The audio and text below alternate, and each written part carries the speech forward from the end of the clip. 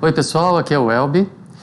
Dando continuidade ao assunto que a gente veio tratando nas últimas aulas, que é de transporte de membrana, a membrana plasmática ela coloca substâncias para dentro e para fora dela, através de proteínas ou não, mas de uma forma passiva e ativa, como a gente estudou, gastando energia ou não.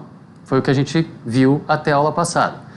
Agora o que a gente vai estar vendo é o que a gente chama de transporte em quantidade. De que eu estou falando? Se você está com muita fome e você chega na frente de uma mesa de comida, você vai comer muito e rápido. Se você está com muita sede, e você chega diante da água, você vai beber tanta água que a sua garganta vai abrir para você colocar muita água de uma vez, de tanta sede que você tem, de tanta necessidade de água que você tem. É disso que a gente está falando. A membrana, quando ela coloca alguma coisa para dentro, ela está fazendo, para dentro da célula, a célula está fazendo endocitose. E a endocitose, colocar algo para dentro, ela pode ser fagocitose ou pinocitose.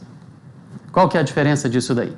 Fagocitose é quando você está colocando partículas sólidas através de pseudópodes. Lembra os pseudópodes, os falsos pés? Lembra quando uma célula vai fagocitar, um leucócito vai fagocitar uma bactéria, por exemplo, ele lança dois braços ou pés, como você quiser entender, em volta daquela bactéria e coloca aquilo para dentro. Quando a célula está colocando partículas sólidas para dentro, coisas grandes para dentro dela, a gente chama de fagocitose.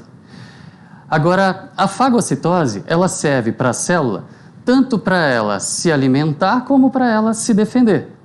A gente pode ver, por exemplo, nos protozoários, nas amebas, que faz parte do processo de nutrição. A gente pode ver em animais, por exemplo, um mecanismo de defesa. A gente estudou isso, a gente viu alguns exemplos disso com os leucócitos, por exemplo. Ela vai, como eu ilustrei agora há pouco, eu falei, a bactéria está invadindo o organismo.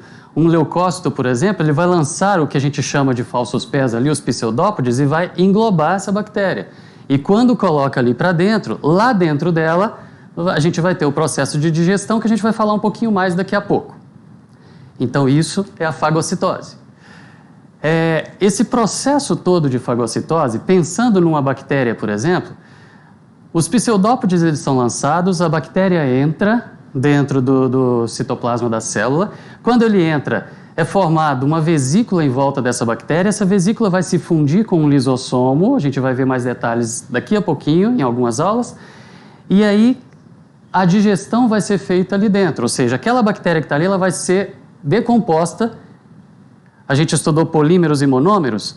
Os polímeros vão virar monômeros, ou seja, moléculas grandes vão virar moléculas menores, partes menores, e isso vai sair para o citoplasma para a célula aproveitar para tudo que ela precisa. O que restou que a célula não vai aproveitar, ela vai jogar para fora. E quando ela joga para fora, é uma exocitose. O que entrou, ela está fazendo endocitose, quando ela está jogando o resto para fora, exocitose. A fagocitose, então, quando essas partículas, o que está entrando, são sólidas e grandes. E a pinocitose? A pinocitose é você bebendo água quando você está com muita sede. Você precisa de água, você pode beber os golinhos devagar, você pode ir lá no bebedouro e pegar um pouquinho de água, só que você está com tanta sede que aquilo ali não é suficiente e você quer colocar muito rápido essa água ali para dentro. É o caso da pinocitose. A gente vai ter um englobamento aí de gotículas de líquido, quantidades pequenas de líquido, porém para a célula e em relação à fagocitose muito maiores.